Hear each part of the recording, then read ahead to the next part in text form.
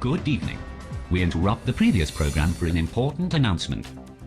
The Venus Exploration Initiative has been implemented and robots have been deployed successfully on the planet.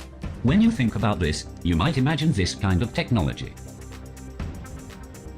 However, NASA has cut down on budget this year and a group of first-year students have been entrusted with creating and programming the robot. Let's see how that turned out.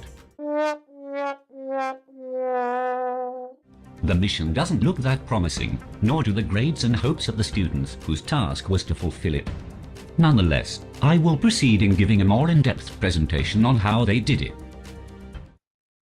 The setup for avoiding obstacles consists of infrared sensors for detecting cliffs and an ultrasonic sensor for detecting the mountains. When the distance to a mountain is below a certain threshold, the robot will stop and readjust its course. An infrared sensor was placed in front of each wheel of the robot. These sensors are used for detecting and thus for avoiding cliffs from both sides and also for detecting and following the line in the lab. An extended arm was also built, which connects the ultrasonic board with the eye sensor module, allowing for rotation and thus quicker detection of rocks. When a rock is detected, the robot turns in the correct direction while the arm moves out of the way. The last sensor is placed on the motor and is facing inside the grip system. When it detects an object, the robot has a rock to grab and the grip system will close. I said, the grip system will close.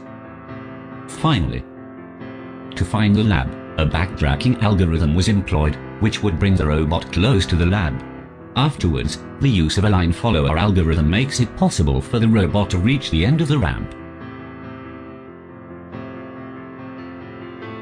Finally, the robot drops the sample in the lab.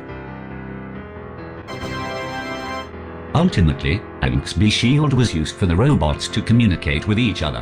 When one was in the lab, the other had to be given a signal not to enter it. One robot can send a signal for the other to stop, and drive, and stop, and drive. What a great initiative overall! If only it would all work together at the same time. Some issues arose regarding the batteries and the code merging, and unfortunately, the robots cannot perform all these actions without fault.